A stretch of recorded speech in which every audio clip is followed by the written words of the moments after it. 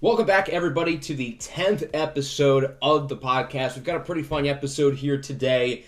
We're going to be reviewing our preview for the AFC North Division. We're going to be talking about the baseball season, the NBA Finals, and then we've got another fun segment at the end. Once again, trying something new. Of course, I am Octi, always joined by my good pal, Nickinator. So if you want to say something before we get started. Not much. Glad to be back after a 2-week break, and Coco Diablo is him. He is, in fact, him. So let's not waste any time, and let's get this show on the road as we preview the AFC North for this upcoming NFL season. So in the previous episode, we covered what we think will happen in the AFC East for this upcoming NFL season, and today we're going to be previewing the AFC North, going over all four teams, some expectations we have, and what could end up happening.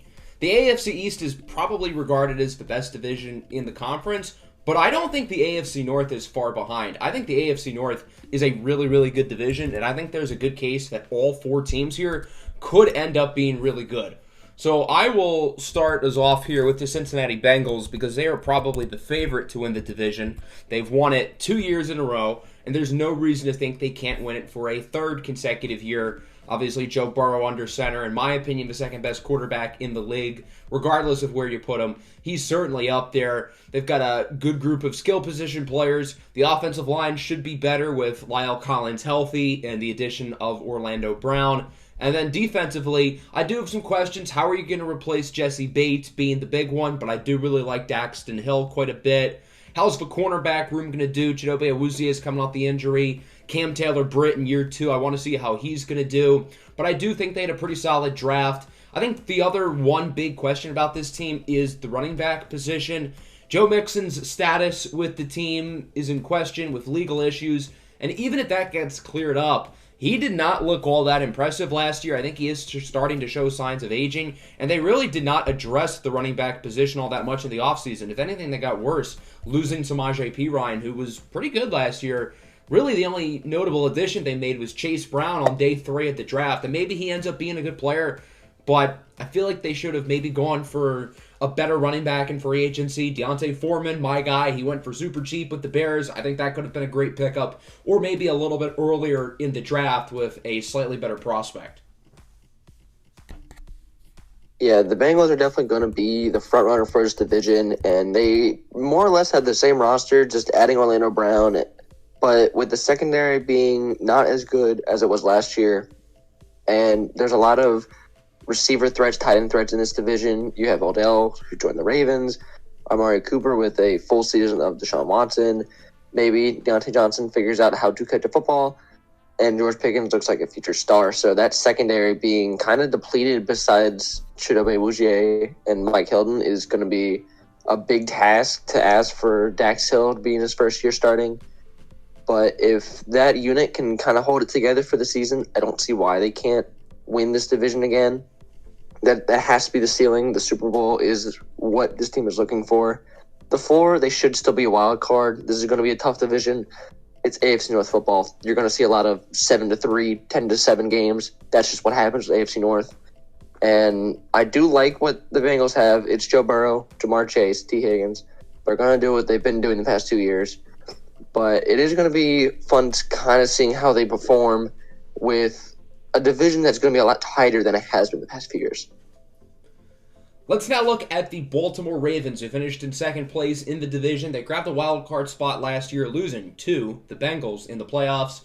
The big question with this team over the last year or so has been the contract status of Lamar Jackson, and it was not pretty to bring him back, but he is back on an extension, and obviously he is very good.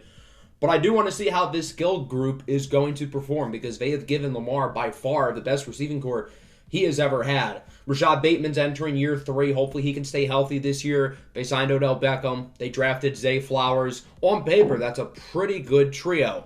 Obviously, Mark Andrews is great at tight end. Got to see if J.K. Dobbins stays healthy. Really, health, I think, is the big question with the entire skill group. And if they stay healthy, there's no reason to think this can't be one of the better passing offenses in the league. Defensively, they've got some talented players. Can Kyle Hamilton take a step up in year 2 after a really underrated rookie season? How are the corners going to do? Obviously, you got Marlon Humphrey, who's really good, but who's going to consistently be the guy next to him? Is it going to be Rocky Sin? Is it going to be somebody else? How's the pass rush going to do? They added Michael Pierce back inside, but they need guys like Odafe Oweh and David Ajabo to take leaps up. So I think the defense will be largely dependent on if their high draft picks over the last few years take a step up. If they don't, I could fear this team finishes below expectations. But if guys like Odafe Oweh and Ojabo have really good seasons, then that could end up leading to this team winning 12 or 13 games and being high up in the division. Yeah, like you said, the big thing about this team is going to be health, if Lamar Jackson can stay healthy. And I think people are kind of forgetting that they almost beat the Bengals in the playoffs with Tyler Huntley, Pro Bowler, at quarterback. If he went low on a QB sneak, they beat the Bengals. They're not going to go far because it's Tyler Huntley. But if you can sustain against the Cincinnati Bengals in the playoffs in Cincy with Tyler Huntley at QB, with a healthy Lamar, with the addition of Odell, if he still plays good, with Zay Flowers, I don't see why they couldn't go on a run. But you mentioned it a bit. That defense, I feel like it's a lot of holes that people aren't talking about. That corner group is really bad besides Marlon Humphrey. They are rumored to try and bring back someone, but they haven't done anything yet besides like Rocky Sin, who I'm not all that confident in. And I like the safety group, but if you just throw it low and just go after whoever Rocky Sin's covering, I don't know if that's going to be sustainable. And the pass rush is probably a weaker area. We haven't seen the Odafe Oweh breakout yet. Ojabo could do something, but he was hurt all last year. Played a little bit, didn't do much. But if one of them breaks out, then that's going to be a lot of help. But you're banking on two raw edge rushers breaking out. The inside is just old Michael Pierce. You don't have Calais Campbell. You have Roquan Smith in the middle. You have Patrick Queen. Trenton Simpson is a nice pickup in the draft. But that defense is really lackluster on paper, it feels, besides Roquan and the safeties of Marlon Humphrey. But if they can kind of hold it down like they did in that playoff game against the Bengals, they could possibly even win the division, at least they're healthy, and maybe even go on a run. I think the Browns and Steelers here at the bottom are both very fascinating teams because I think they're both better than people expect.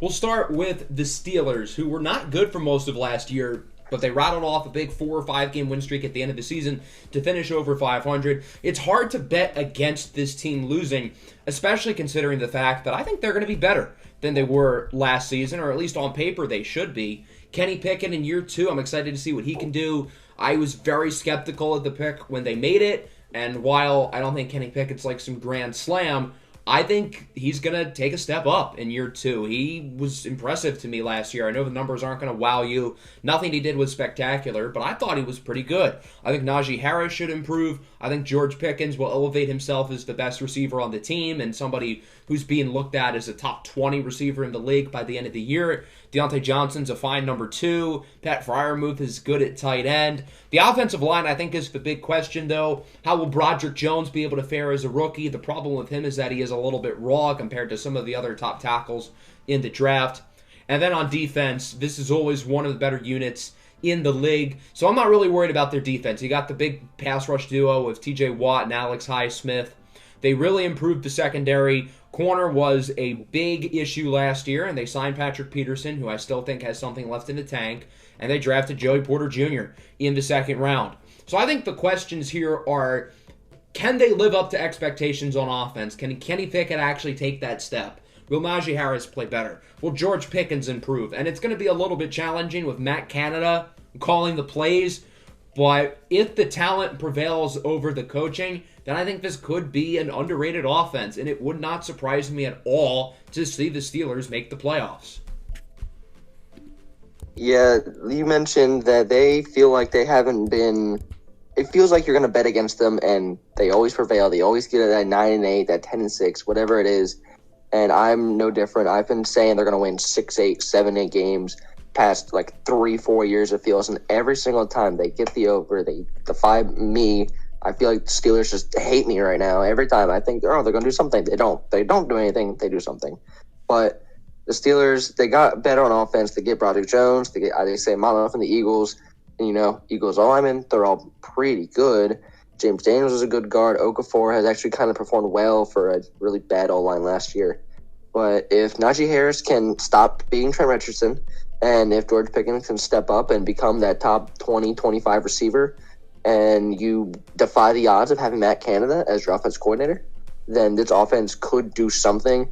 I'm not a Kenny Pickett guy, but I do see where people are coming from, like you, who say they're kind of into him, because I've seen those glimpses. Like, I think it was that Ravens game that he came on last minute, 2-minute drill, wins the game. But it's going to be a real long trek to see if the Steelers can do it. They're not going. I don't think they're going to win the division or anything like that. But if they're able to win 9, 10 games, maybe even 11, they could sneak into a wild card spot. And then last but not least, we had the Cleveland Browns, who finished in last place in the division. I think a lot of people expect them to finish towards the bottom here. But I don't know if I see it that way. I think this team is a top 16 team in the league. Everything starts and ends with Deshaun Watson at the quarterback position, and I've been pretty outspoken in saying that I think people are disrespecting Deshaun Watson, the player. Say what you want about him off the field. You don't have to like the guy. But I feel like people forget how good he was with the Houston Texans, and he played better as last year went along. So I'm pretty confident that he'll be able to get that Houston Texan Deshaun Watson back, or at least 85 to 90% of it. If we do have 90% of Texans Deshaun Watson, this team should make the playoffs. They had the best running back in football. They have a solid receiving core. Amari Cooper's a good enough number one. Donovan Peoples-Jones is a fine player. We'll see if Elijah Moore can really tap into his potential now that he's in Cleveland. The offensive line is one of the better units in the league. So if Deshaun Watson's healthy, I really like what the Browns bring to the table offensively. On defense, they do have some questions, though, with some young guys who need to step up. Can Jeremiah Owusu-Koramoah be the player that many, myself included, thought he could be? This is a big year 3 for him.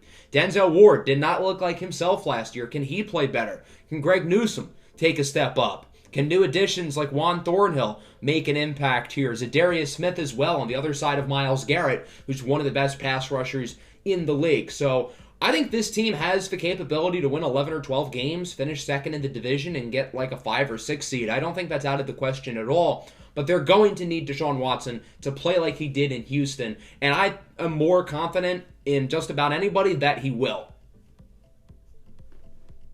Yeah, this is, like you said, it's going to be around Deshaun Watson. Can he be the player he was in Houston? Even in that year where they went 4-12, they looked real abysmal. He still looked like a top 5 QB. He pretty much was Justin Herbert before Justin Herbert, but he was better than Justin Herbert is right now. And obviously he has got the field issues, but on the field, he is a fantastic player. I didn't put him in my top 10 because I haven't seen it yet, but if he can get back to that form, I will have no issue putting him in that top 10, maybe in that top 5, getting over a guy like Herbert or Hurts, because he has shown that in the past. He just needs to get back to what he was doing. If he can connect with Amari Cooper, DPJ, Elijah Moore, and Njoku, he has a top 10, top 5 offensive line right behind him. And Nick Chubb is the best running back in football. I don't care if you think Derrick Henry's better. He is still fantastic of a running back. And the defense should be better than it was last year. Myles Garrett is going to get a full season, and he gets an actually good partner in crime with Zadarius Smith. Like you said, JOK needs to step up, but also Grant Delpit. He was not very good last year, but now that he's going to be a starter next to Juan Thornhill, hopefully one of the two can step up and perform in the back of the secondary. And you mentioned Denzel Ward, Greg Newsome. Those two need to step up, because if they don't have a lot of corners behind them. Their corner 3 is Martin Emerson. The corner, AJ Green, I don't trust that. And like you said JOK. They have Anthony Walker there who needs to step up. If any of those guys can step up, help that defensive secondary, and Denzel Ward becomes who he was, Zadarius Smith breaks out and becomes good again, Myles Garrett looks like the best edge rusher that you and me know that he is, this defense will look like a top 10 unit. Deshaun Watson gets back to his top 10 form. This team could win the division. This team could win 12 games. Or they could win like 8 or 9 if Deshaun Watson can't figure it out. But I have no doubt that he will get back to that top 10 form. I have no doubt that his defense is going to perform. And I think this team could easily take this division, surprising to almost everybody, it feels. So if I were to order the teams now, this is not necessarily my ranking on how good they are, but if I had to pick the order, and again, this is subject to change, it's June, but I'm going to go a little bit bold here and say Bengals 1, Browns 2, Ravens 3, and Steelers 4. I feel bad about putting the Steelers in the last spot, but I think the other three teams are good, especially if Deshaun Watson plays the way that I think he will. So that's my order as of now, and I think my bold prediction here with the AFC North, actually I have two of them. The first one is that I think at least three teams make the playoffs out of this division, and then the second one is we have more playoff teams in this division than the AFC East, which everybody is anointing as this loaded division. Yeah, I'm kind of I was going to do the exact same thing as you were, but since you stole it, I'll put Bengals, Ravens, Browns, Steelers. I'll have the Browns a little lower. I'm going to take it that Lamar comes back to his MVP form, plays elite, is healthy. If they do that, I'm sure they'll be able to get that second spot. And I'm right there with you. I think this division might even just be better than the AFC East. If you're just comparing that last place team, the Steelers are better than the Patriots. I'm taking the Bengals over the Bills right now just because they've been better the past few years. And I'm taking Ravens over Jets because they've been able to perform. I'm taking Browns over Dolphins because I think they're going to be better than Tua is. I think this division is probably the best division in football. Maybe it's the NFC East. It's probably one of those two. I think, like you said, three teams are going to get in. I don't think the Steelers are going to get in because I am always a Steelers hater. But maybe they'll prove me wrong again, win 11 games to get in there. So that is our AFC North preview. We're going to continue to preview the other divisions as we go through the summer months. But now we're going to take a look at the MLB season and preview some of our award predictions along with some other interesting storylines. So we are now basically a third of the way into the MLB season, and I think this is now the point of the year where we can start to talk about awards. The All-Star ballots have opened up today, so I think this is really when we can put ourselves far enough into the year to where it's okay to start anointing players as award winners. And we're going to give our current MVP and Cy Young leaders for both leagues, and we'll start with the MVP. In the National League, I think it's Ronald Acuna Jr. with the Braves. He has completely rebounded after tearing his ACL a couple summers ago, and last year he just didn't really look like himself, but he is back, and he's better than ever. He's hitting .323. He is fourth in all of baseball in WAR among position players, first in the National League. He's hitting for power. He's getting on base. He's stealing bases. He has 22 stolen bags, which is at the very top of the league, currently second only behind Esteury Ruiz with the Oakland A's, and defensively, he's obviously an asset as well.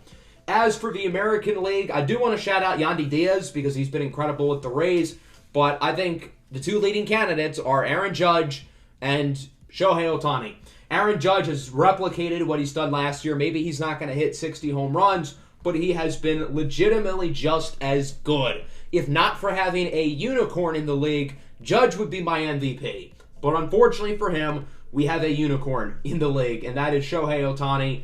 As long as Shohei Ohtani is producing at an all-star level from the plate and from the mound, it's going to be hard for me to pick against him, as good as Aaron Judge has been.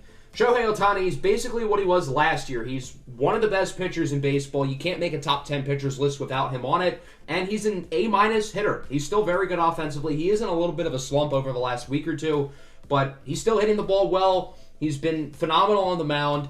I'm picking Shohei Ohtani right now as my MVP over Aaron Judge, but again, Aaron Judge is just not human. To think he's been anywhere close as what he was last year is incredible, and you can make an argument that minus the home runs, he's been better.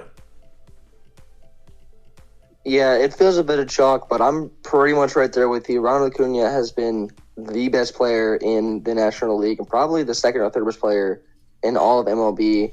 There was some article that I saw. I think he's on pace for like 40 home runs and like 50, 60 stolen bases, or like 30 and 70 or something like that. He's on pace for some ridiculous numbers that we have never seen before in all of MLB.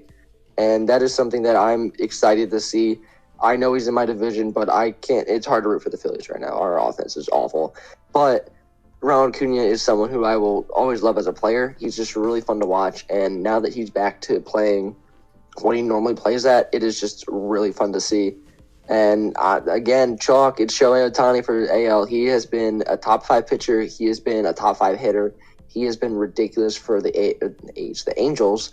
Maybe he'll be on the A's. No, he wouldn't. But he has been fantastic. He has been ridiculous this season. And like you said, Aaron Judge, he has been ridiculous. And he has a 1.104 OPS, which, if you don't know anything about baseball, that is ridiculous. That is a little under what he was last year, and he hit 60 home runs last year. So he is on pace for crazy numbers, basically what he was doing last year. And it's ridiculous what he's doing, but Shohei Ohtani has been on another level. He pretty much should have been a three. If he won it last year, he'd be a three-peat. He should have won it last year, should win it this year, unless he gets hurt or something. But he's on some ridiculous level. But shout out to Judge, shout out Yandy Diaz, and shout out like the 4 top Orioles hitters because they're all crazy. Let's look at the Cy Young. I think this is a lot more in question because I think there's a lot of players you could consider here. I'll start with the National League. There's a few honorable mentions. Bryce Elder with the Braves is coming out of nowhere. He is the weirdest baseball savant page ever because you'd think he isn't doing good, but he leads the majors in ERA. He has been phenomenal. Got to give shout-outs to Zach Gallen, Logan Webb. Marcus Stroman's been on a tear with the Cubs. But my pick as of now in the National League is unconfidently Spencer Strider. Spencer Strider's just flat out different. I mean, he's been just as good as he was last year. He's not like ridiculously high in ERA, WHIP, or WAR, but I just think he's been the best pitcher in the National League, although it is very close. There's a few guys not too far away. And then in the American League, again, a lot of good candidates. I want to shout out my guy Eduardo Rodriguez in Detroit, although he is currently hurt. And the Tigers' good start appears to be falling apart with injuries. Shane McClanahan deserves a shout-out. Shohei Ohtani deserves one as well. Framber Valdez with the Astros is taken over as the ace just fine. But for me, I think Sonny Gray has probably been the best pitcher in all of baseball through the first 2 months of the year in Minnesota. Sub-2 ERA. The only other pitcher who has that right now is Bryce Elder with the Braves. 60 innings pitched. He's not allowing a lot of hits. He's striking out guys at a good rate, over 10 per inning. He's not allowed any home runs yet. I think he's first among pitchers in WAR. The WHIP is a little bit higher than some of these other guys like Eduardo Rodriguez, Valdez, Shane McClanahan. I think I forgot to shout out McClanahan, but he deserves one too. But Sonny Gray has turned back the clock. He looks better than he ever has in his long Major League career. Yeah, this was almost chalk. I almost went with Strider, but just to be a little different from you, I am going to go with Zach Gallen. He has been ridiculous. He leads the NL in FIP. He has a ridiculous whip. He's got a great ERA. He's been dominant for a young Diamondbacks team that both you and me have been loving since the start of the year. And he, since last year, has shown that he is the ace that this team has needed, that he is what they need on that pitching staff because besides him, they don't have a lot of starters, but Zach Gallen is ridiculous. I love the man. I love what he brings to the table. And I think right now, him, Strider, and like 5 other players all in the National League are all up there for the Cy Young. Well, you can throw Aaron Nola in there, but probably not because why would the Phillies do anything good? We would never do something good. But Zach Gallen, that's going to be my pick. And in the AL, there's even more players you can go with. You can go with Shane McClanahan. Garrett Cole looks really good. And there's 15 other players I'm forgetting. Like you said, Sonny Gray looks great. But I'm going with a little bit of an underrated guy that people are kind of forgetting about, and that's Joe Ryan from the Minnesota Twins.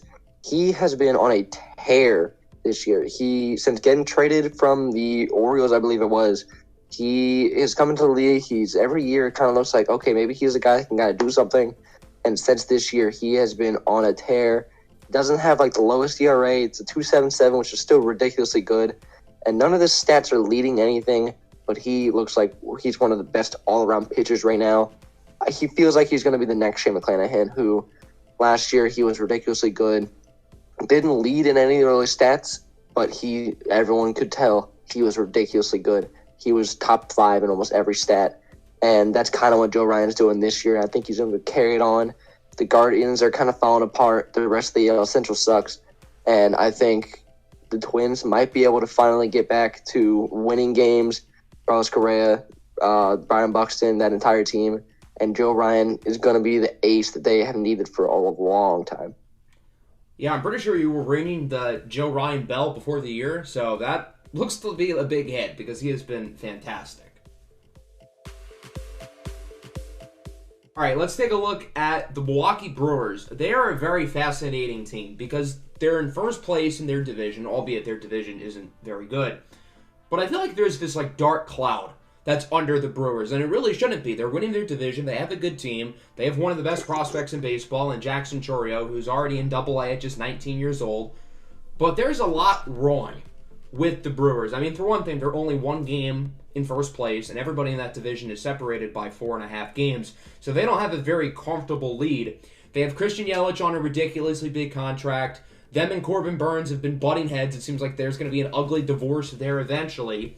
And now there are some issues with Milwaukee's stadium.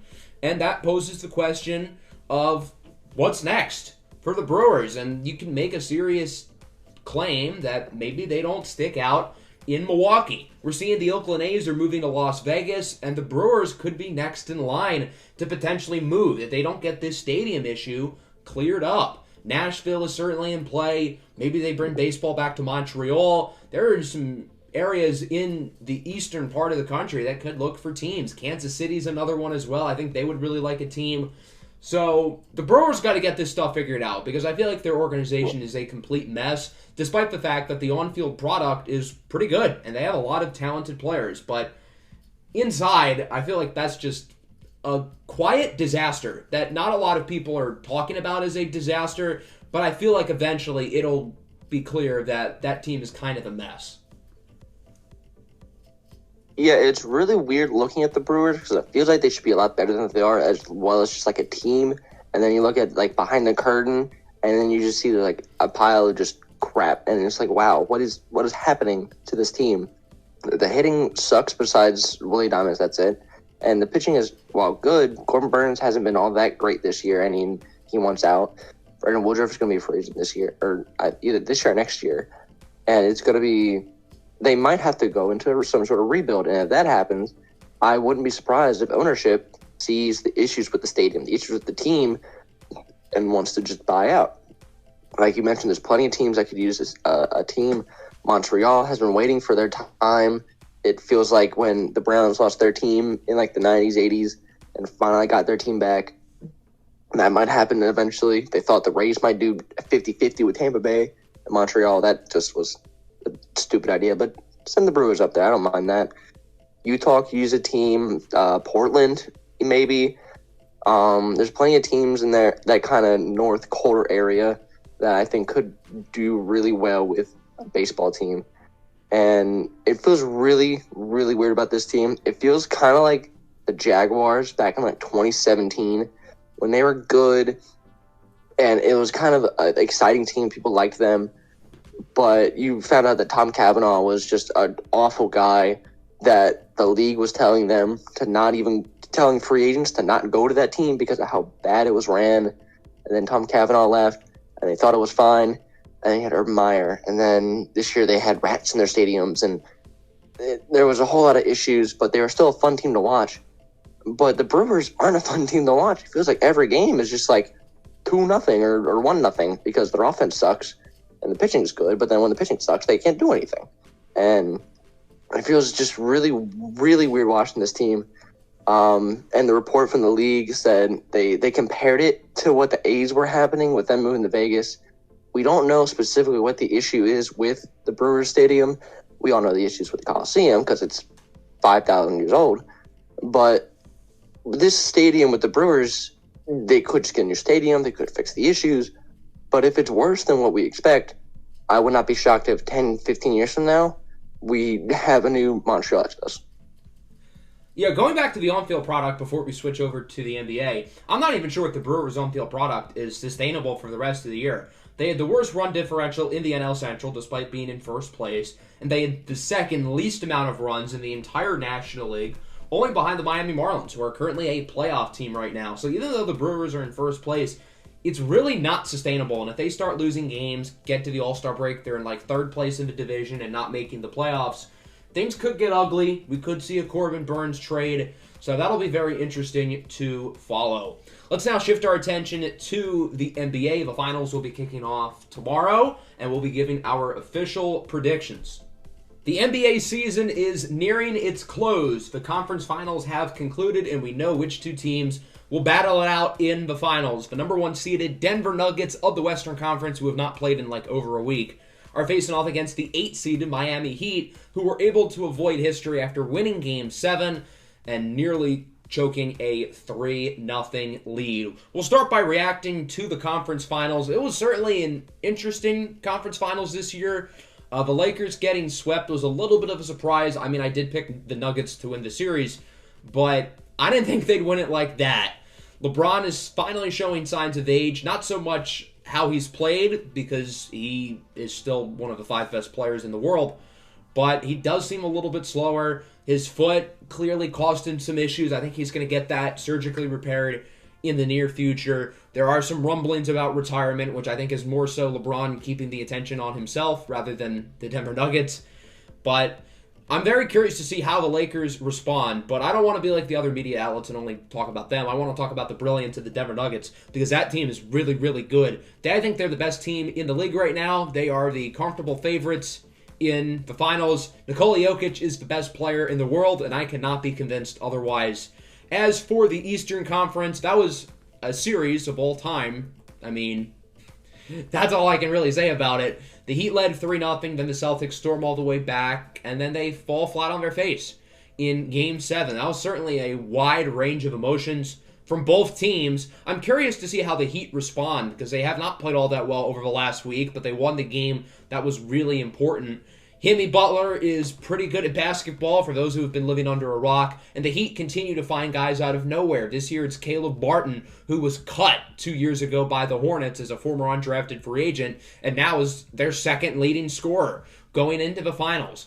So as we look at the matchup here with the Heat and the Nuggets, I have a hard time picking against Denver. I think they're really good. I think Miami's a little bit worn down after an emotionally exhausting series against the Celtics. I think the shoe is not going to fit anymore. I think the clock has struck midnight, and I think the Nuggets win this series pretty comfortably. I'm going to pick Denver to win it in 5. Yeah, I do want to start out by saying that I was right. I picked the Nuggets. I picked the Heat. I will take that win with stride. I was so cocky after the Heat were up 3-0. I was sitting there all pretty like, man, I was so right. And then I got scared that I was going to look stupid on this episode. But, hey, I'm not that dumb. But I do want to mention the one guy you did forget to mention, Jamal Murray. He looks like he's playing like a prime Michael Jordan, and he is the second option on the Nuggets team. Yeah, so I don't know how the Nuggets are going to lose this. I really have no idea. I don't think it's going to happen. I don't see a way where the Heat can figure out how to guard Jokic, and even if they can find a way to guard Murray with whoever they have, I don't think anyone on that team is going to be able to stop Jokic. He's averaging a triple-double. He is the best player right now in the NBA.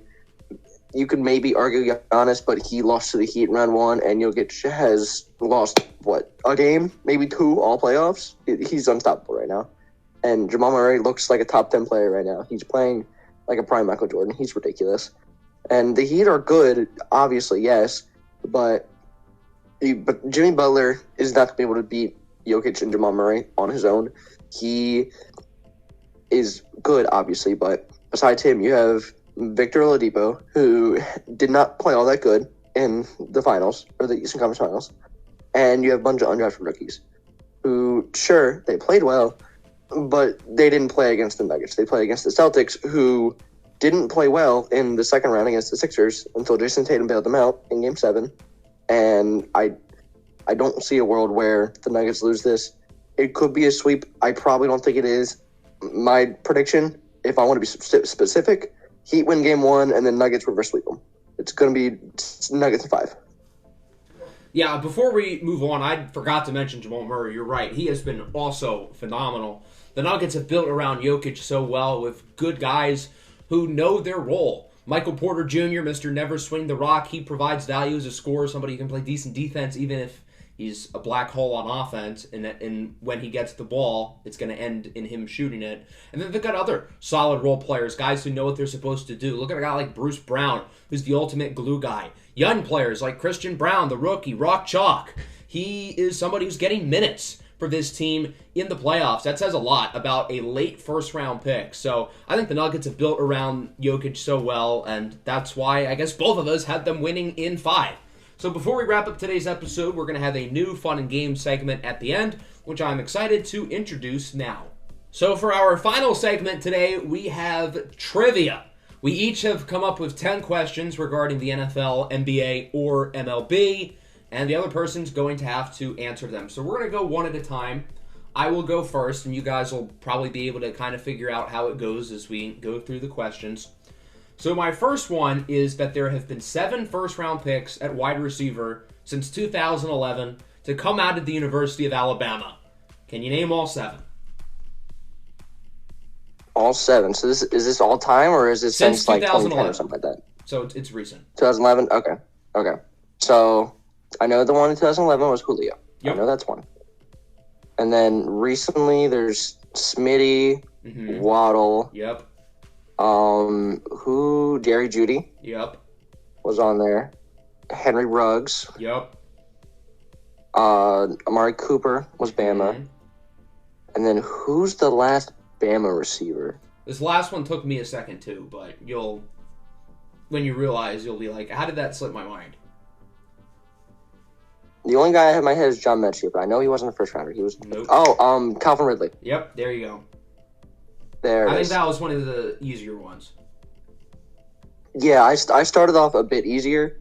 I will say one of these questions you have already mentioned the answer, so you'll get that one right away. Oh boy. It's not like a harder question; it's an easier one. But my first one is baseball related. Who led the National League in home runs in 2022? I'd have not mentioned Pete Alonso today. My guess would have been him, but is it Pete Alonso? It is not Pete Alonso. Okay. It wasn't this question. It was a different question. Okay, cool. I feel like I should know this pretty easily. Who led the NL in homers? It's not Acuna. He didn't play long or well enough. It's somebody obvious, right? Yeah, just think power hitters in the National League and you'll get it. Okay. Not Freddie Freeman. Not Machado. This is literally one of the easier ones. Schwarber! Kyle Schwarber. There it is. There it goes. Okay, my next question, we're going to stick with baseball. Can you name the last 3 ERA leaders? So 2020, 2021, and 2022. Okay. 2022, was it Verlander? Yes. Okay. I'll take that one. 2021, I remember who won the Cy Young that year, because I don't even remember that. I think 2021 did win the Cy Young.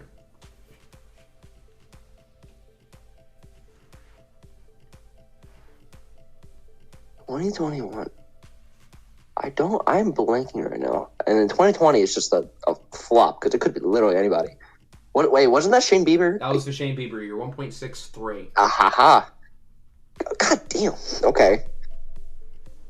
And then, who would have done it in 2021? It's not an obvious one. That makes sense.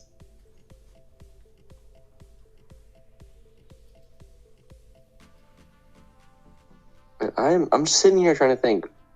I'm trying to go through like aces. It could be one of the Dodgers players, but I don't think it was like Kershaw or Bueller or Urias. My hint is that after 2021, this player signed to a new team. So he's not currently on the team he led the league in ERA with. Okay. That helps a bit. Was it Scherzer? No. No, okay.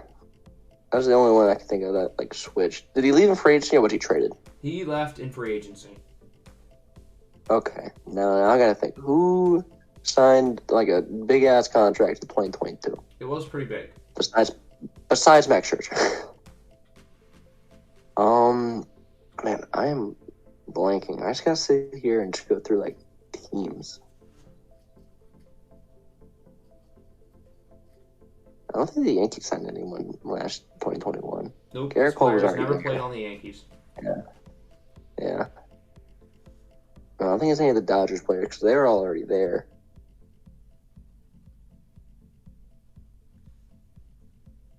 No one in the AL Central because that division is pretty bad. And then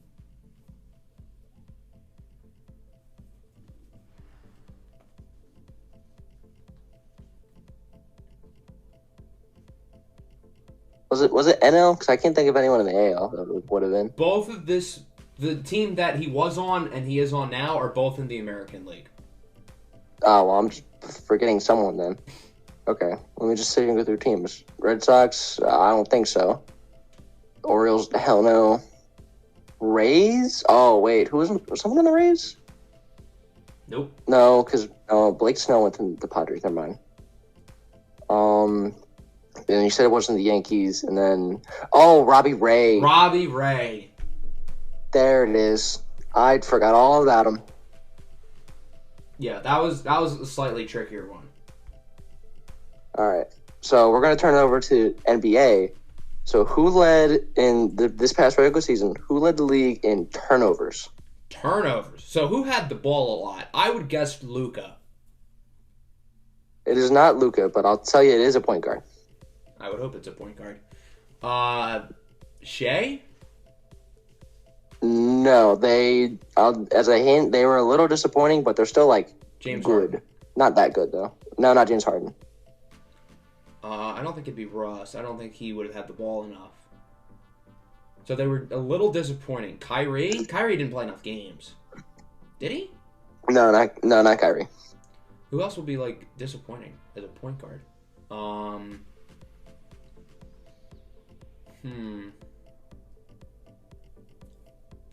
Fred VanVleet? Not that bad. Okay, so he's better than Freddie. They're in the Eastern Conference. East. Who's a disappointing guard? Maybe I'm looking too much into the disappointing part. I think you are. They're still like good, but they're not like in like the Bradley top tier Beal. like that. I mean, it is really not Bradley Beal, but he is a bit better than Bradley Beal, I'd say. Probably a bit better because you're a hater. You're a Beal hater. Trae Young. It's Trae Young. There you go. It is Trae Young. Yeah, that makes a lot of sense because he has the ball a whole lot. I believe the number was 300, by the way. That's a lot. It was a lot. Okay, my next question. We're going back to football. Can you name the 2022 leaders at quarterback, running back, wide receiver, and tight end in fantasy points? Fantasy points. Okay. For QB, was it Jalen Hurts? It was not. He was third. Okay, so it's either Mahomes or Josh Allen. Yes, it is one of those two. Okay, well, we'll say Mahomes. It was Mahomes. Okay, cool. Running back, I'm going to assume it was Eckler. It was not. Eckler was fourth. Fourth? God. Okay. McCaffrey. He was second. Wasn't Nick Chubb. I had him. No, he was fifth. Derrick Henry, maybe? He was third. He got the whole top five, God. except for number one. Now, who else would have been fucking top five? Let me just look at my top 10 list, because I just have it on here. Let's see. Josh Jacobs. Josh Jacobs was number one. There it is. It's in receiver. Was it Jettas? Jettas, but Devontae Adams was surprisingly close. That would have been my next guess, I will say, because he was a lot better than people think. And tight end, Kelsey. Yeah, that's easy. Like, wait a minute. I was about to sit there and think. I was like, wait a minute. Kelsey exists. Duh. This is going to be a real difficult question for you. Oh, boy. Number 3. Oh, you'll see. Who is the current ERA leader? Oh, Bryce Elder. There it is, yeah. I was a little upset that you mentioned earlier, but I didn't want to change it because I was not thinking something in the middle of recording.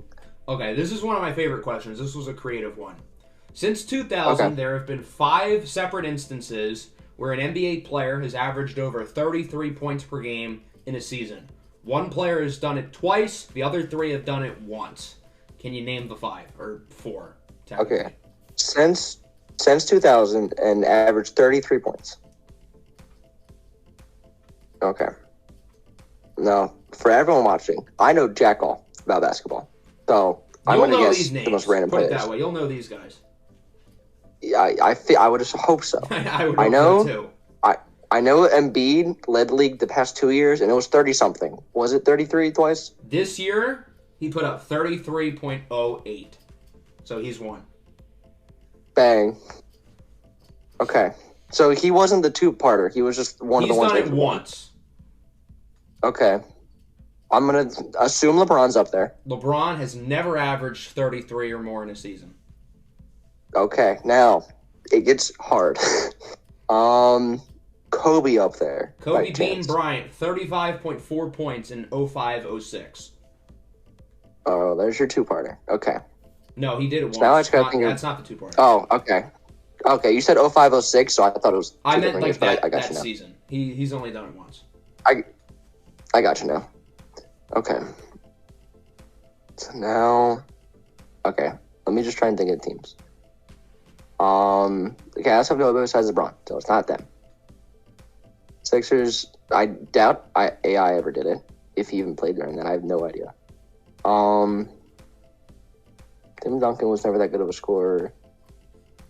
Dirk, maybe? Dirk is not. I didn't think so, but he popped to my mind. I don't think Luka has ever either.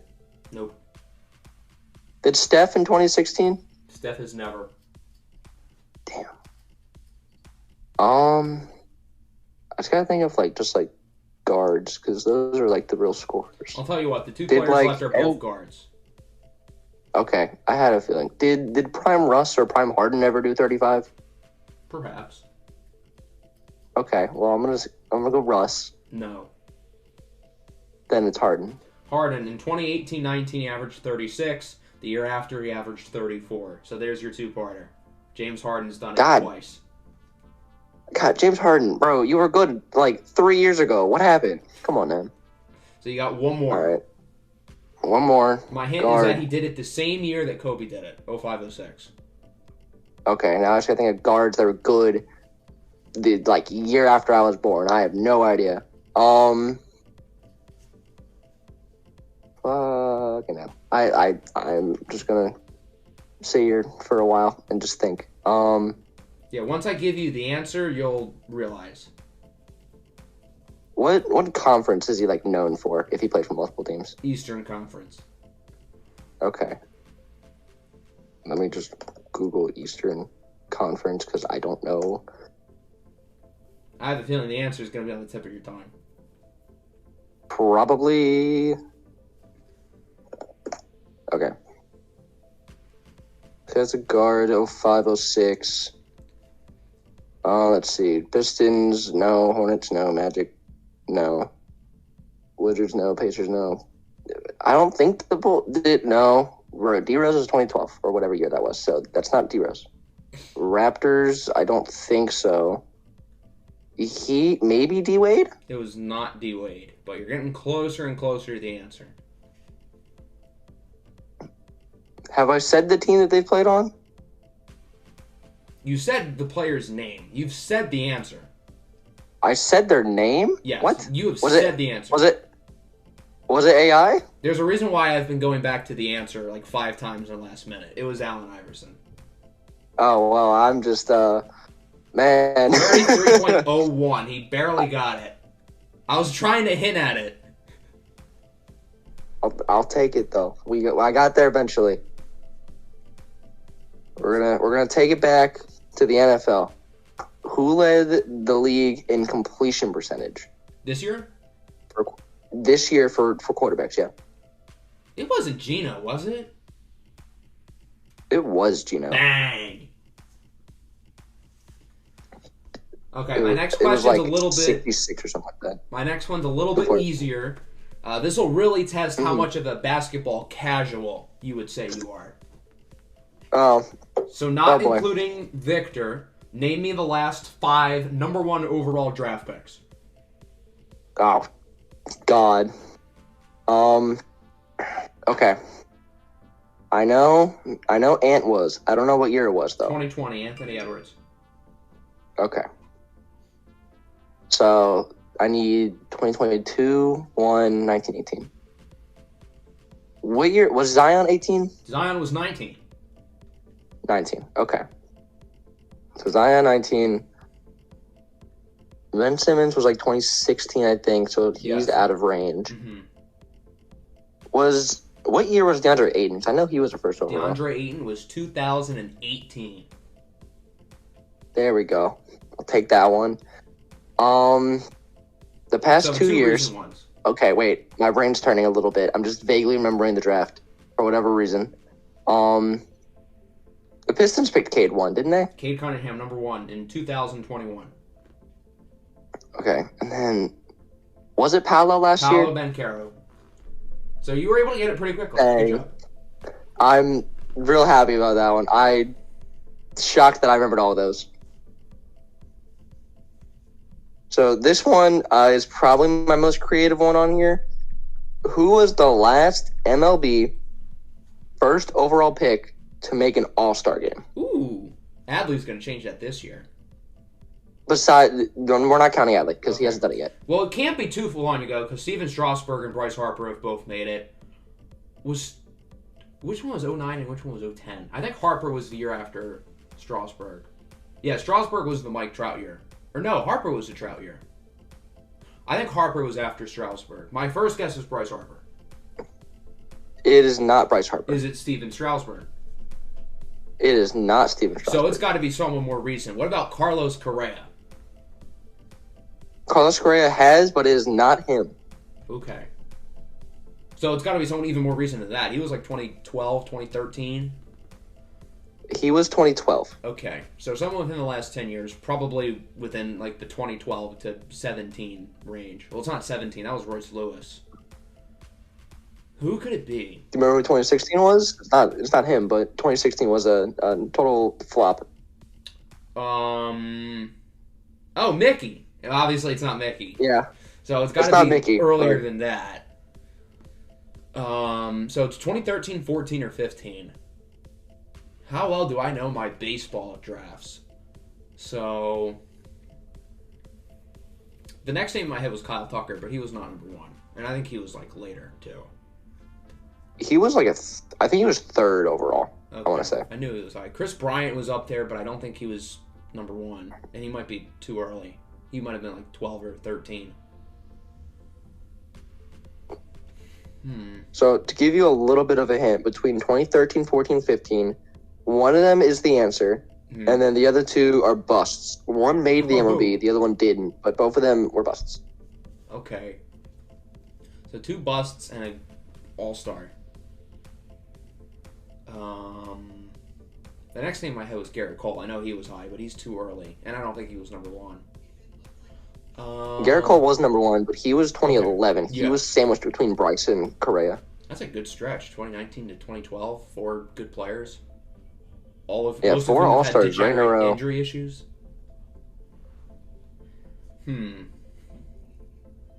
13, 14, and 15.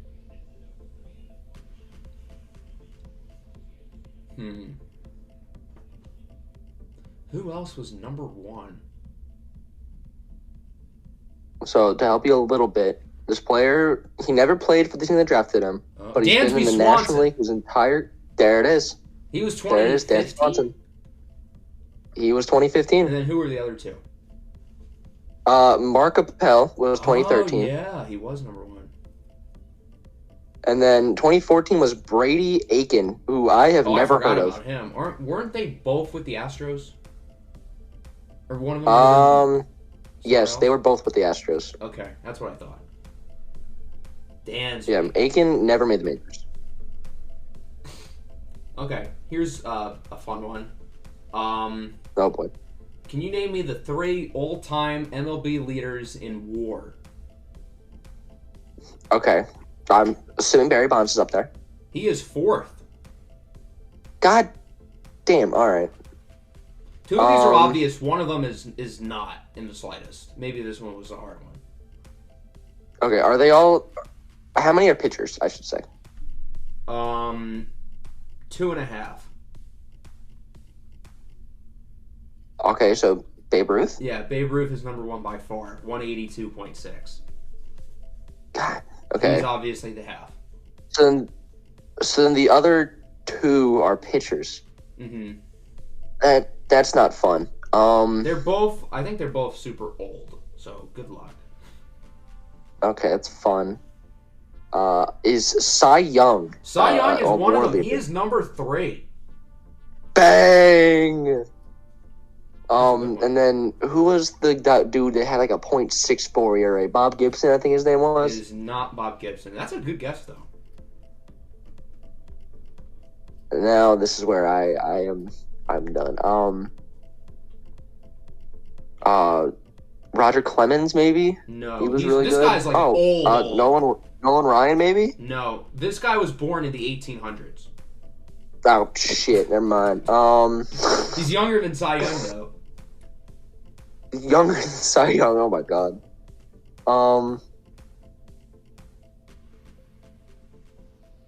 Can I get a team? Because I don't think the conference is going to help. He played with one team his whole career. He played for the Washington Senators. Oh, that helps. I don't know if you're gonna get it because I know I don't think I would get it.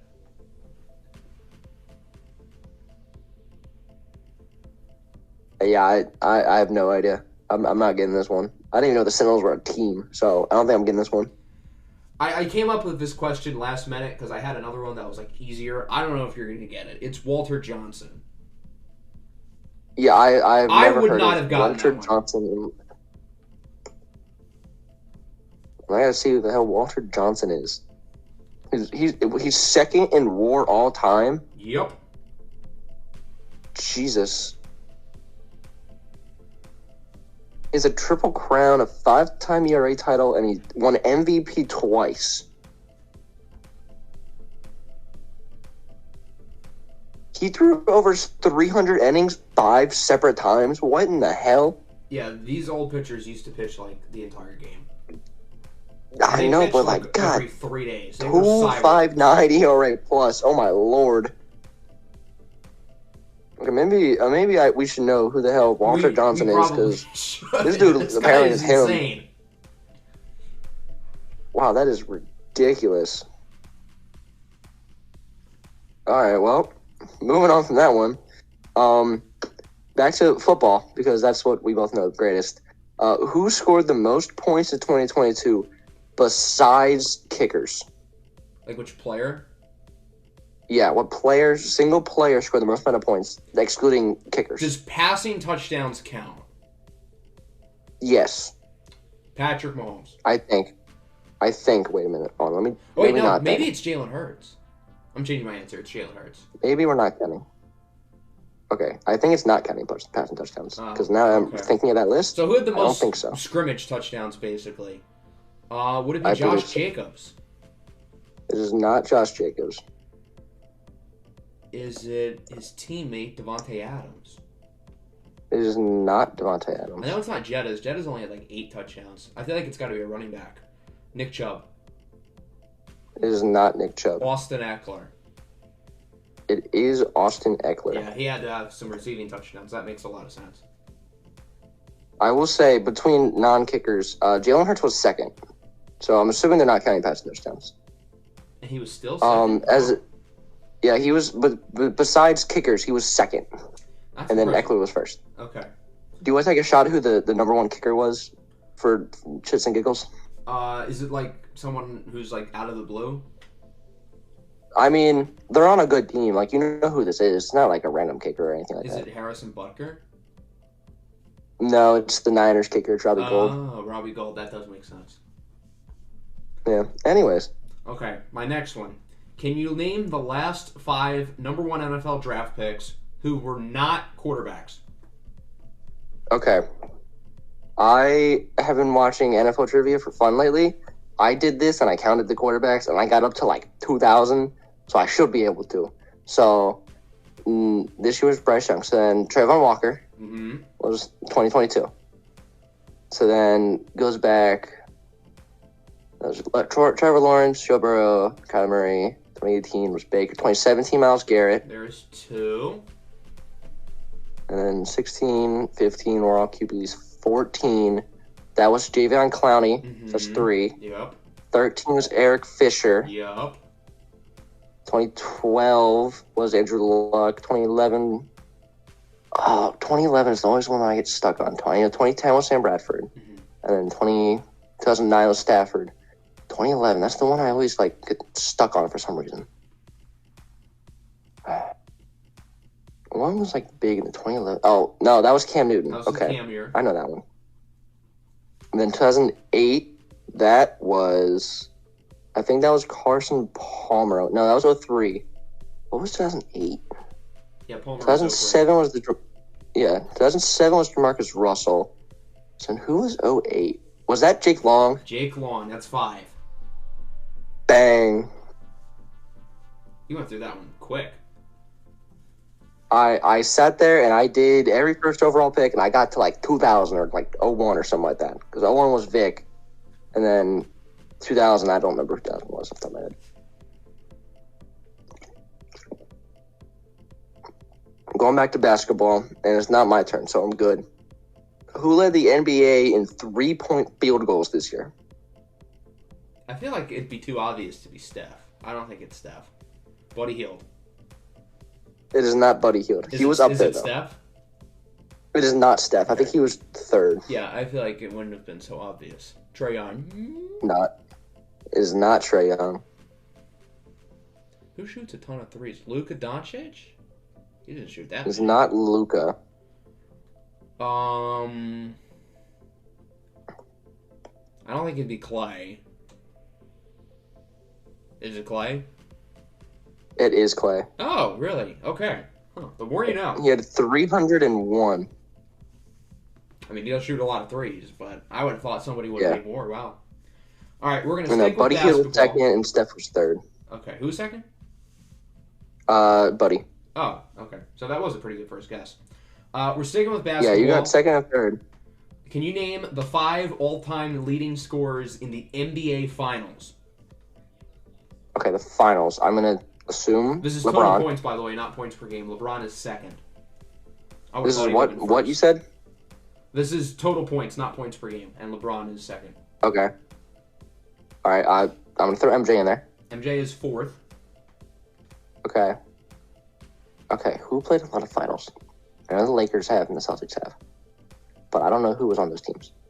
Is Larry Bird up there? Larry Bird is 16th. Okay, that's a lot lower than I thought. I don't know who was on those that 70s, 80s Celtics that won 15 titles. Is Magic up there? Magic is 10th. Damn. Okay. Maybe Steph? Steph is 12th. Okay. I feel like I'm hovering around there. It's probably between somewhere those Lakers Celtics teams. I just don't know. I don't think anyone on those Bulls teams would besides MJ. I don't think Scotty or the other guy I can't think of would have done it. I'm trying to just think. What are those Celtics legends? I can think of Celtics legends. Maybe I can't. Is Kobe up there? Kobe is 11th. Shaq's not up there. He hasn't done anything. Shaq is 13th. Yeah. Man, I feel like I should have done. I can't think of any of those Celtics legends. I'm blanking on those right now. Are any of them Celtics by chance? None of these players are known for playing on the Celtics. The Celtics have 6 through 9, nice, but they don't have anyone in the top 5. Damn. Okay. At least I was on the right track. Who else has won a lot of titles? We know the Warriors have, but if Steph's not up there, I don't think anyone else is going to be up there. I can't. Is Kareem up there? Kareem Abdul-Jabbar, 3rd place. Yeah, that one should have been quicker. That's a little embarrassing. So you just need 1 and 5. So I got LeBron. 1 and 5. Who would have been 1? Man, I have no idea.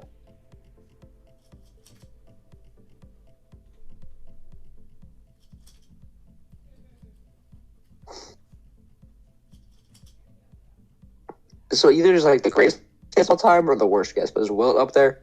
Wilt is 23rd. Okay, so not that great of a guess. Can I get a team? Because I'm blanking here. Lakers. Yeah, that checks. I said Kareem. I said LeBron. I said Kobe. I said Shaq. I said Magic. Man, I am. Who's on those Lakers teams?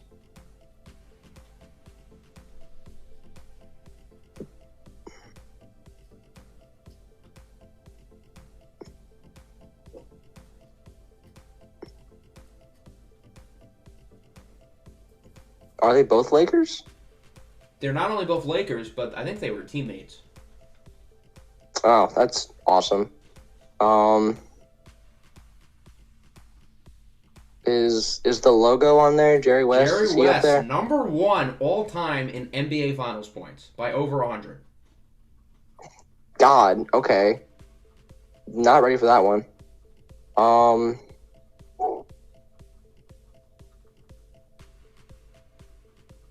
Who else was on the Lakers? So who played with Jerry West? That's the big question I gotta ask. Do I know players? I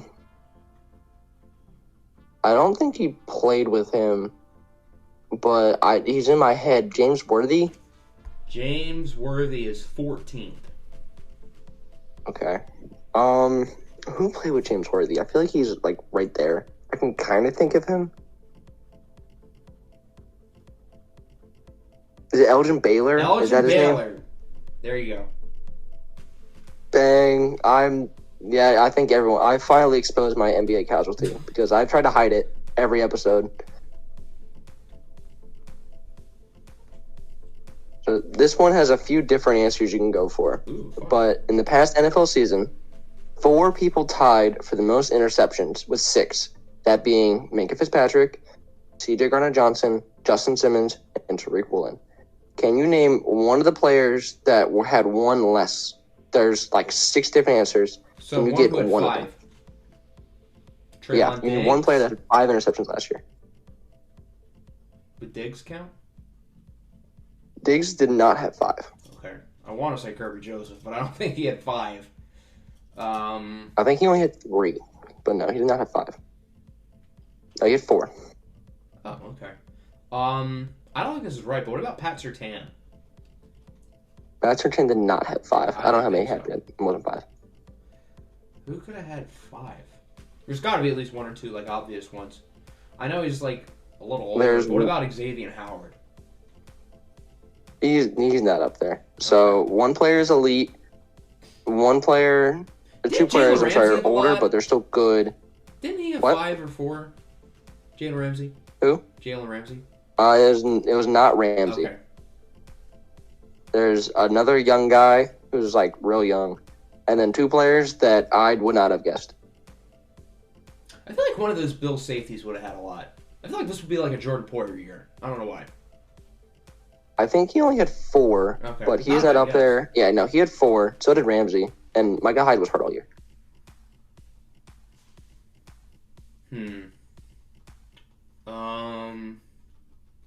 Sauce did not have 5. I know that. No. Didn't Jalen Petrie have quite a few? I don't know if he had 5. Jalen Petrie did have 5. I feel like I know he had a lot of tackles. Wow, was that the real young one, or was that one of like the random ones? That was the real young one. The answers you could have had were Jair Alexander, Jalen Petrie, Patrick Peterson. Oh yeah, he did have a lot. Harrison Smith. Harrison Smith at 5? The more you know. Tashawn Gibson. Okay, that's a weird And one. then the guy who I've never heard of, Deron Bland, had the 5 rookie interceptions. on Dallas. Yeah, I literally did not know who he was. Yeah, for good reason. He was picked in like the 5th round last year. Yeah, that checks. Okay, my next question. Can you name the last 5 home run derby champs? And Okay, one person so last year was Juan Soto. Mm-hmm. And then the last 2 were Pete Alonso. Yep. And then, so that would bring us to 2019. 2018. We didn't have one in 2020. Okay, well, that's fair. I know Bryce won one. I don't know what year it was, though.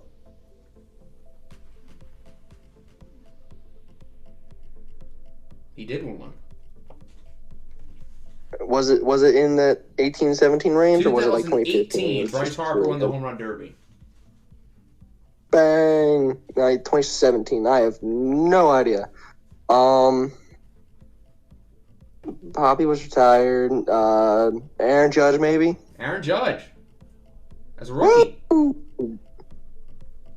God, Aaron Judge, since he was like 25 as a rookie, but god damn, he's been good.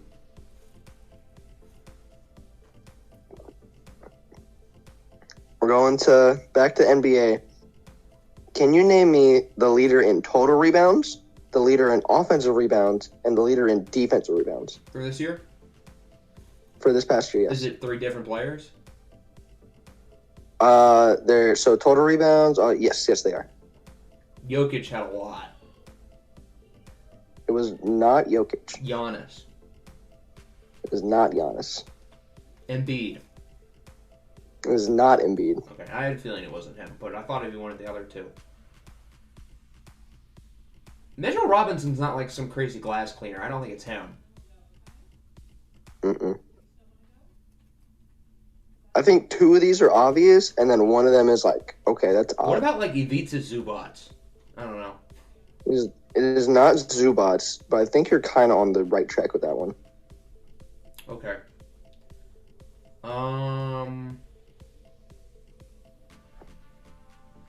Who else would be like an obvious one? Who gets a gazillion boards in 2023? The lost art of rebounding. I feel like Vooch might be up there. Nikola Vucevic. He is the defensive rebound leader. Was that like the random one, or was that one of the 2 more obvious ones? That's one of the two more obvious ones. I figured. Him and the total rebound guy, I know who they are. But the offensive rebound guy, I honestly have never heard. But I'm casual, so. Okay. I don't know why Yusuf Nurkic is in my head. I don't think it's him. It's not Nurkic. I don't think it's DeAndre Ayton.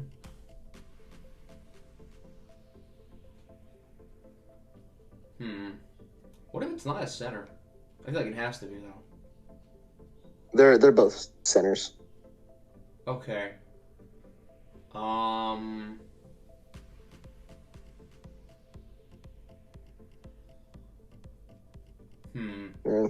guess one of them could be a power forward, but he was a center this year. I want to say Alperen Şengün, but I know he's not like some crazy rebounder. It's not him. Like, pretty much, who was the 4th best center this year? Cat? Bam? The West. Who is the 4th best? Who would have been the 3rd best? I was counting Giannis and Embiid as center, so it'd be Jokic, Giannis, Embiid. Oh, I wasn't counting Giannis. Okay. 4th. Who's the 4th best? In my head, I was counting Giannis. If it's not Bam or Cat, who am I forgetting? So it's in obviously the West, an obvious one. He's a more obvious one. He was an All-Star this year in the West. At center. I'm thinking of Larry Markkinen. I don't think it'd be him. He's not a crazy rebounder. It is not Larry Markkinen, no. Who am I forgetting? It's like obvious. He made the playoffs. I can't believe I'm forgetting this.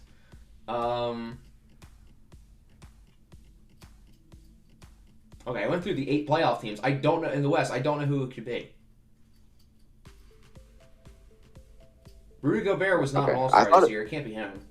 No, it was not. It was not Rudy Gobert. Maybe you're thinking of him as a power forward, but Jaren Jackson. He was a center this year.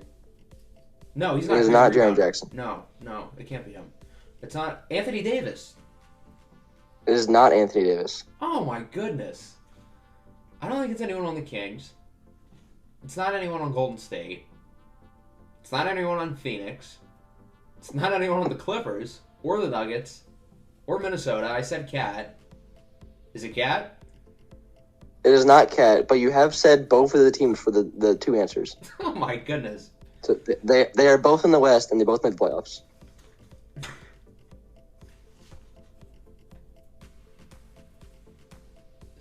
No, Steven Adams didn't play long enough, and obviously he wouldn't be the All-Star.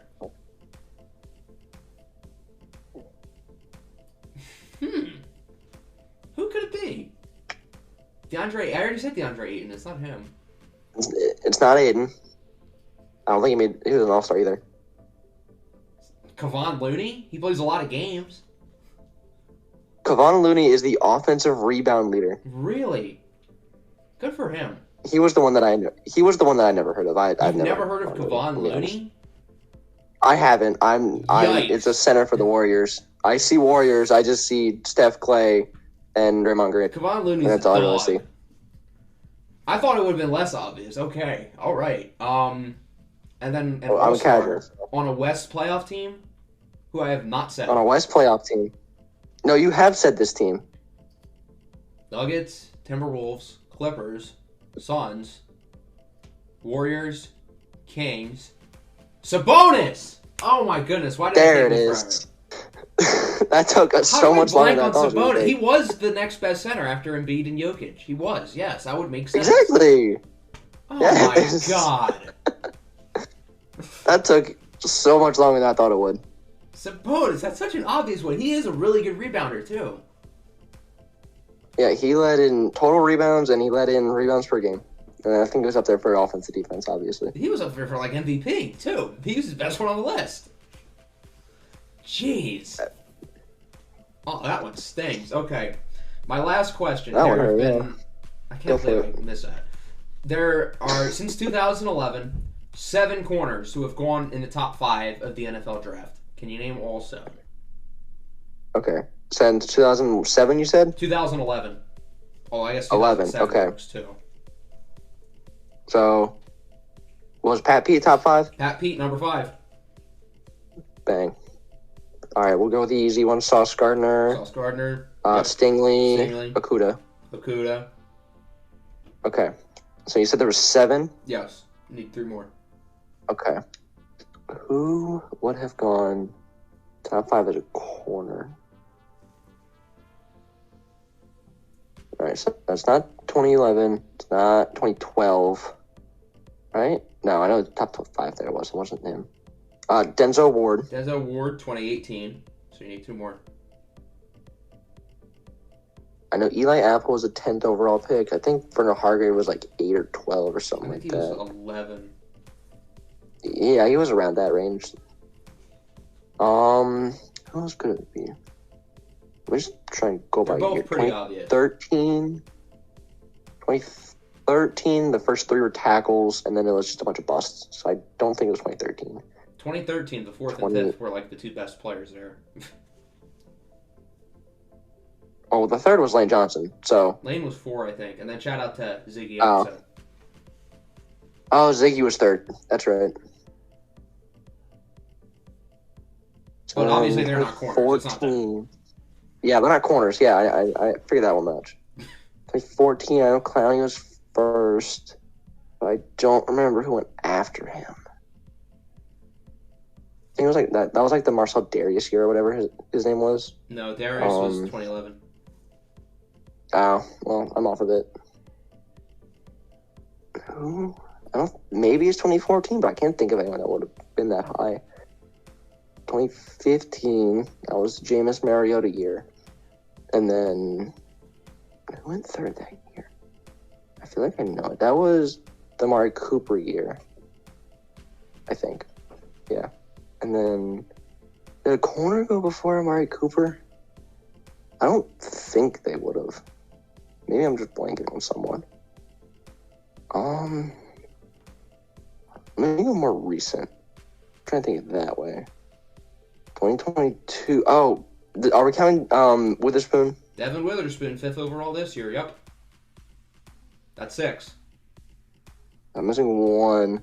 It's like then 2022. Was it? I'm surprised you haven't gotten this one. Put it that way. In my head, I'm just going by year, and I don't think I skipped anyone, but I just haven't gotten to that year yet. Ramsey. There it is. Jalen See? Ramsey. Got to my year. Overall. Got to my year. All right, this one is a little creative.